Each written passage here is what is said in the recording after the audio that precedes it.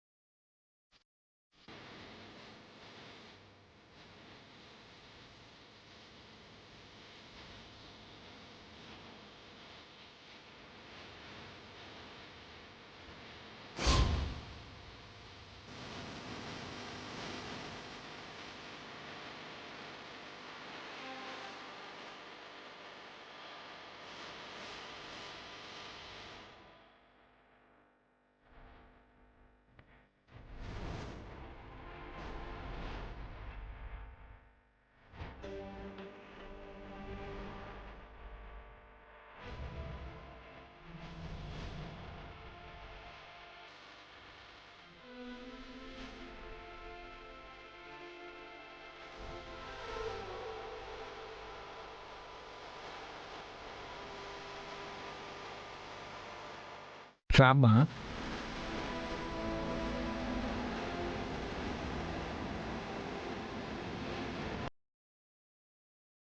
అమ్మా, పనంతా అయిపోయిందా? అయిపోయింది సార్. ఈ పీరియడ్ అయ్యే వరకు ఖాళీని. సరే, కాసేపు అలా రెస్ట్ తీసుకోమ్మా. అలవాటు లేని పనులు చేసి అలసిపోయి ఉంటావు. అలాగే సార్.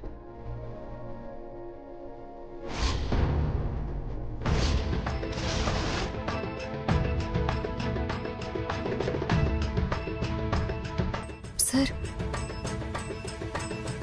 ఏంటమ్మా? అక్కడంతా బాగా దుమ్ము పట్టింది.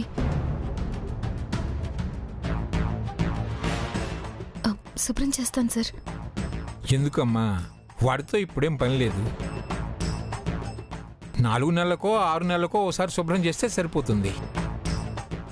ఫైనల్ అంటే సరే, సరస్వతీదేవి విగ్రహం కూడా ఉంది కదా సార్.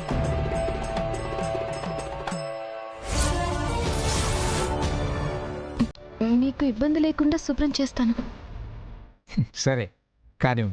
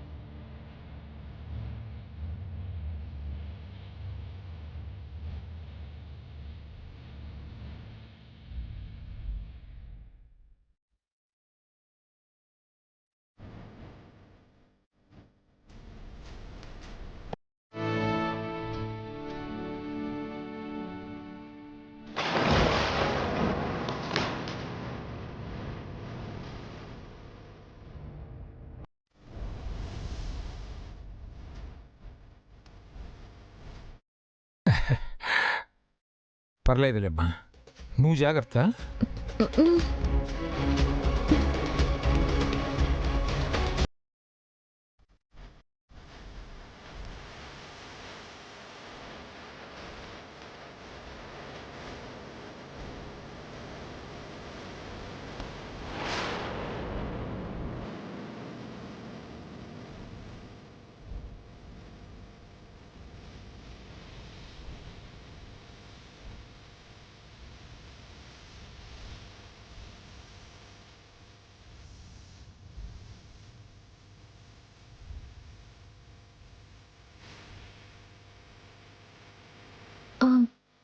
సార్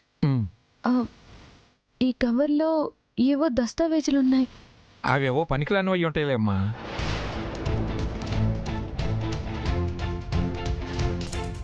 ఏమ్మా ఒకసారి ఇలా తీసుకురా.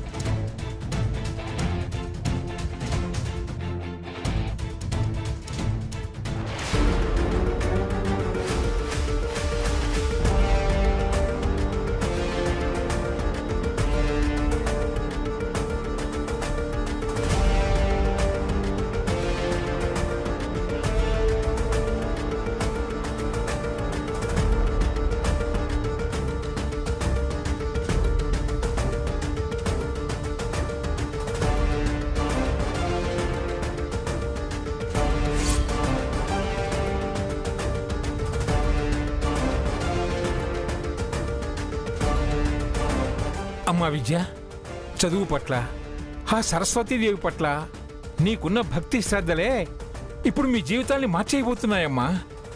ఆ తల్లి మిమ్మల్ని కరుణించింది.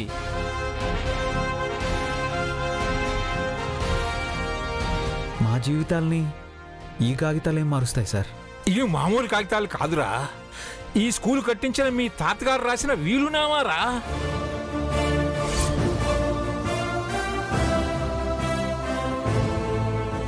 వీలునామానా?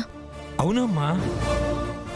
ఆ రోజుల్లో పాఠాలు చెప్పే టీచర్లకు జీతాలు ఇవ్వడం కోసం, ఈ స్కూల్ నడపడానికి అయ్యే ఖర్చుల కోసం స్కూల్ను ఆనుకొని ఉన్న 25 ఎకరాల పొలాన్ని కేటాయించారు.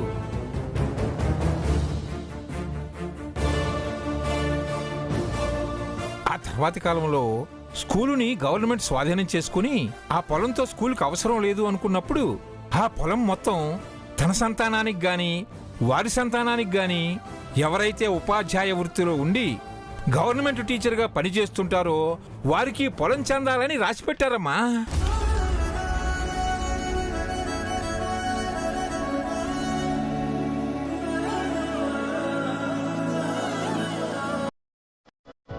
ఈ వీలునామాని రిజిస్టర్ కూడా చేయించారు. చూడు గణపతి.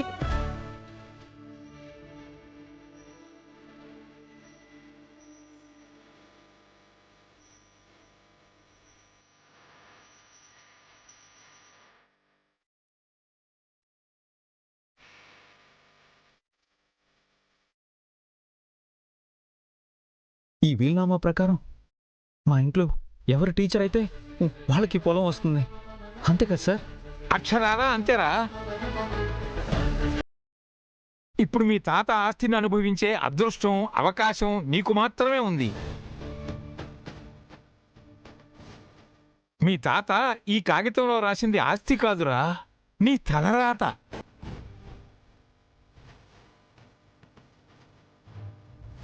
ఈ వీలునామా బయటపడటం కోసమే విద్య ఈ స్కూల్లోకి వచ్చినట్టుంది.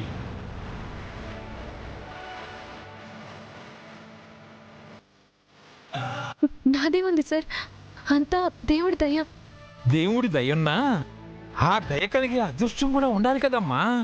ఇన్నేళ్లుగా తెలియంది నువ్వు వీడి భార్యగా వచ్చిన తర్వాత నీ ద్వారా తెలిసింది అంటే ఏమిటి?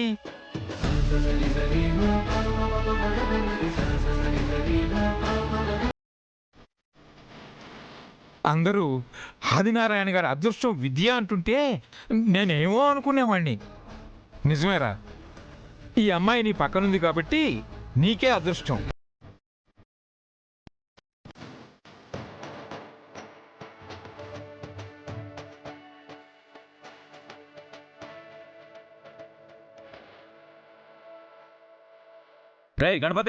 రే గణపతి, ఈ చాక్ పీసులు ఎక్కడ తెచ్చావురా? ఒక్కటే సరిగా లేవు. మంచివే తెచ్చాను సార్. మంచివైతే ఇలా ఎందుకు ఇరిగిపోతాయి? సర్లేవయ్యా, అవి బాగలేకపోతే ఇంకో బాక్స్ తీసుకెళ్ళు. నేను ఇస్తానండి సార్.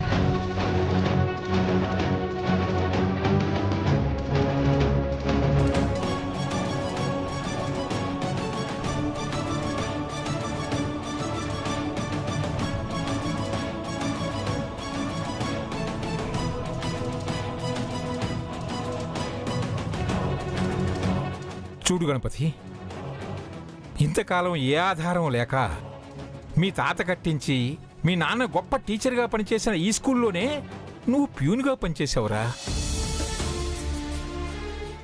ఇప్పుడు నీ తలరాత మారబోతుందిరా.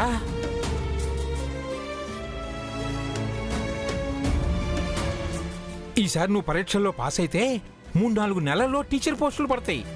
నువ్వు టీచర్ అయ్యే అవకాశం వెంటనే ఉంటుందిరా. సార్ చెప్పింది విన్నారుగా? ఈ సార్ చెప్పేది మన మంచికి. ఇన్ని రోజులు మీరు గణపతి మాస్టర్ అనిపించుకుంటే చాలు అనుకున్నాను. కానీ ఇప్పుడు ఆ గౌరవమే మన కష్టాన్ని తీరుస్తుంది, పోయిన మన ఇంటి గౌరవాన్ని తిరిగి తెస్తుంది. టీచర్ అయితేనే ఆస్తి దక్కాలని తాతగారు రాశారు అంటే ఒక రకంగా తన మనవడు టీచర్ కావాలని ఆయన ఆశనేగా అర్థం.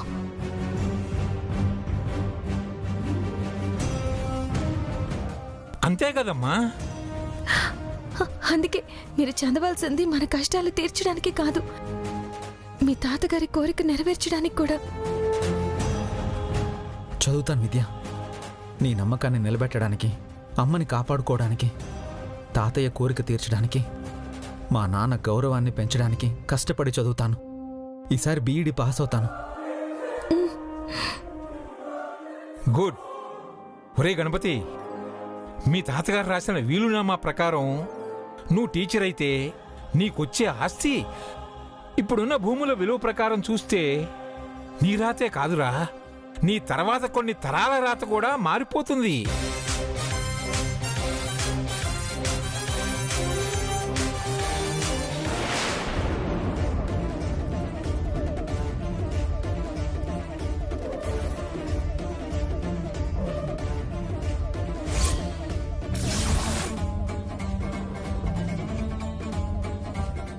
రేయ్, నిన్ను టీచర్ని కానివ్వను.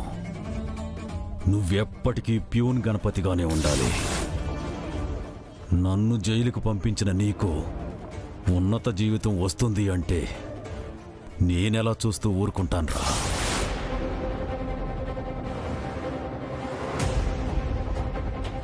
నీ పక్కన ఏ అదృష్టం ఉన్నా నీ వెనక దురదృష్టంగా నేనెప్పుడూ ఉంటాను.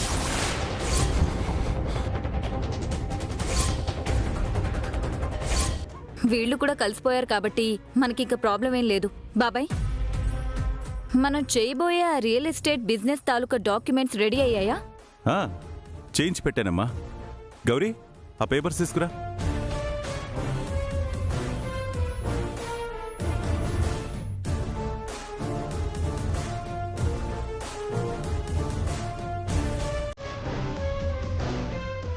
రే విఘ్నేష్, ఆ డాక్యుమెంట్స్ నీ చేతులతో వాడికివ్వు.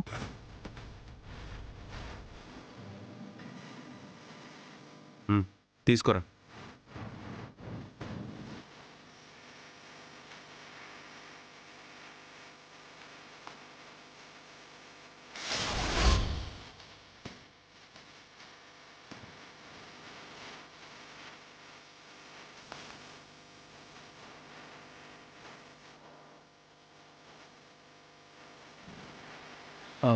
ఇదేంటి కంపెనీ ఓనర్ పేర్లలో నా పేరుంది? మరి నువ్వు కూడా కంపెనీలో పార్ట్నర్వే కదరా? అందరూ కలిసే అన్నప్పుడు నీ పేరు లేకుండా ఎలా ఉంటుంది? పెట్టుబడి పెట్టడానికి నా దగ్గరేముంది? నా దగ్గరేం లేదు కదా. ఎందుకు లేదు? నిధి దగ్గర విద్య ఆస్తుంది, ఇంట్లో నీ వాటా ఉందిగా, అదే పెట్టుబడిగా పెట్టండి. ఆయన పెట్టుబడిగా డబ్బులే పెట్టాల్సిన అవసరం లేదు. వర్కింగ్ పార్ట్నర్ అంటారు కదా, అలాగే నువ్వు.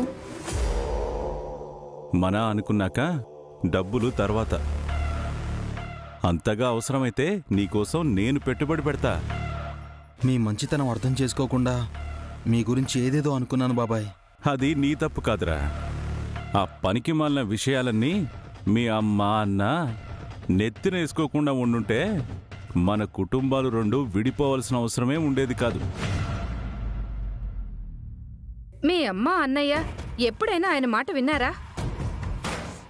మీ బాబాయ్ అయితే వాళ్ళ మాటలు విని నీ జీవితం ఎక్కడ నాశనం అయిపోతుందోనని, చిన్నోడికి భవిష్యత్తు లేకుండా చేస్తున్నారని తెగ బాధపడేవారు. చిన్నప్పుడు వీడు నా దగ్గర చాలా బాగా ఉండేవాడు. ఆ అభిమానం ఇప్పటికీ నాలో అలాగే ఉంది. కానీ వీళ్ళ అమ్మ అన్నయ్యే మనకి వీడిని దూరం చేశారు. వాణ్ణి కాదండి, వాడి ఎదుగుదలని దూరం చేశారు. వీడు మనతో సరిగ్గా ఉంటే వీడిలా ఎందుకుండేవాడు నాన్న? ఇప్పటికైనా నువ్వు మాతో కలిసావు, ఇక నువ్వు మా మనిషివి. జరిగింది జరిగిపోయింది. మీకు సుబ్బు అంటే ఎంత అభిమానమో తనకు కూడా అర్థమైంది. అక్క, నాకే తెలియకుండా నా వాళ్ళ వల్ల నేను ఎదగలేకపోయానని నాకిప్పుడు అర్థమైంది. ఇక నుంచి మా బాబాయ్ నువ్వు ఎలా చెప్తే అలా చేస్తాను.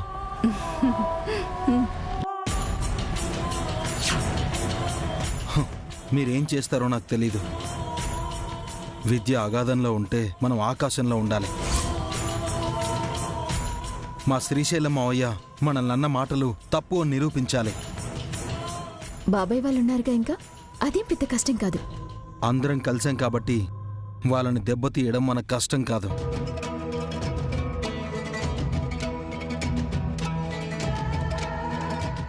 దీనంతటికీ కారణం నువ్వేనక్క. మమ్మల్ని బాగు చేయడానికి నువ్వు ఎంత కష్టపడ్డావు. నీ రుణం తీర్చుకోలేనక్క. నీకోసం కాకపోతే ఇంకెవరి కోసం కష్టపడతాను? తమ్ముడివి కదా.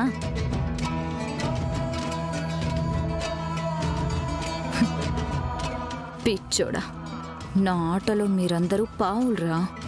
ఆ విద్యకి మీకు నిలువ నీడ లేకుండా శాశ్వతంగా ఇంటిని మీకు దూరం చెయ్యాలంటే నాకు నీతో అవసరం ఉంది. అందుకే నిన్నిందులో పార్ట్నర్ని చేశాను. బాబాయ్, కంపెనీ రిజిస్ట్రేషన్ పనులు త్వరగా జరిగిపోవాలి. మనం ఎదగాలి. మన ఎదుగుదల చూసి ఆ విద్య ఏడవాలి. చూస్తావు కదా, ఖచ్చితంగా ఏడిపిస్తాను.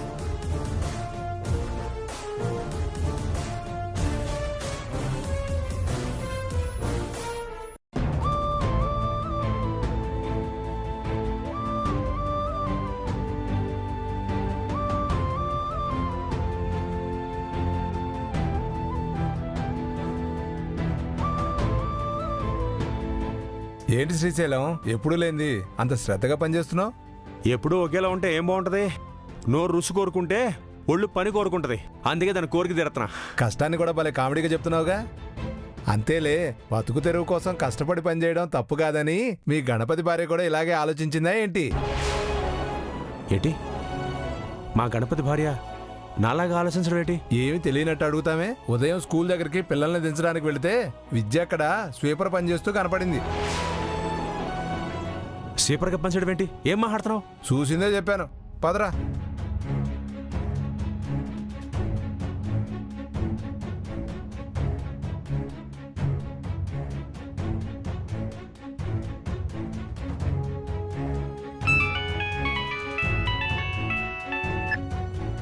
మావయ్య, నీకు 100 ఏళ్ళు. నేనే ఫోన్ చేద్దాం అనుకున్నాను, ఇంతలో నువ్వే ఫోన్ చేసావు. నా సంగతి సరే, విద్య ఎక్కడుందిరా? ఇక్కడే స్కూల్లో ఉంది మావయ్య.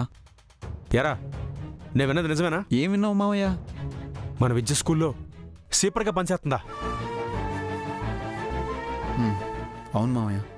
అల్లుడు, నువ్వు ఆడే ఉండి ఆ అమ్మాయి తప్పని ఎట్టా చేస్తున్నావురా? చెప్పాను, నేను వద్దన్నా చేస్తుంది మావయ్య. నేను పరీక్షలు బాగా రాసి పాస్ అవ్వాలని కరస్పాండెంట్ గారితో నాకు చదువు చెప్పించడానికి తన నిర్ణయం తీసుకుంది. రే, మారాళ్ళ పెరిగిన పిల్లరా, నీకోసం నీ చదువు కోసం అట్టటా పనిచేస్తుందిరా. కష్టం వచ్చినప్పుడు మన కష్టం తీర్చడానికి ఎవరో ఒకరి ద్వారా దేవుడు ఏదో ఒక దారి చూపిస్తాడని నువ్వే చెప్పావు కదా మావయ్య. అదే జరిగింది మావయ్య. ఏట్రా నువ్వు అనేది? అవును మావయ్య, విద్య ద్వారా ఆ దేవుడు మనకి గొప్ప అదృష్టాన్ని ఇచ్చాడు. నేను బీఎడ్ పాస్ అయితే మాస్టర్ అన్న గౌరవం వస్తుంది. దాంతో ఇంతకాలం మన గుండెల మీద మోస్తున్న అప్పుల భారం పోయే దారి కూడా కనిపించింది. ఇవి మామూలు కాగితాలు కాదురా. ఈ స్కూల్ కట్టించిన మీ తాతగారు రాసిన వీలునామారా.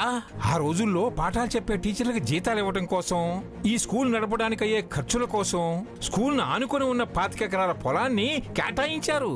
ఎవరైతే ఉపాధ్యాయ వృత్తిలో ఉండి గవర్నమెంట్ టీచర్గా పనిచేస్తుంటారో వారికి పొలం చెందాలని రాసిపెట్టారమ్మా. ఇప్పుడు మీ తాత ఆస్తిని అనుభవించే అదృష్టం, అవకాశం నీకు మాత్రమే ఉంది. రే గణపతి, ఎంత మంచి మాట చెప్పావురా. మన కోట్ల ఆస్తి వస్తుందంటే అది మీ తాత రాసిన ఇల్లు అమ్మా కాదురా, మన తలరాతలరా. విద్య వల్లే మనకి అదృష్టం మావయ్య. నా కూతురు నడిసే మహాలక్ష్మిరా.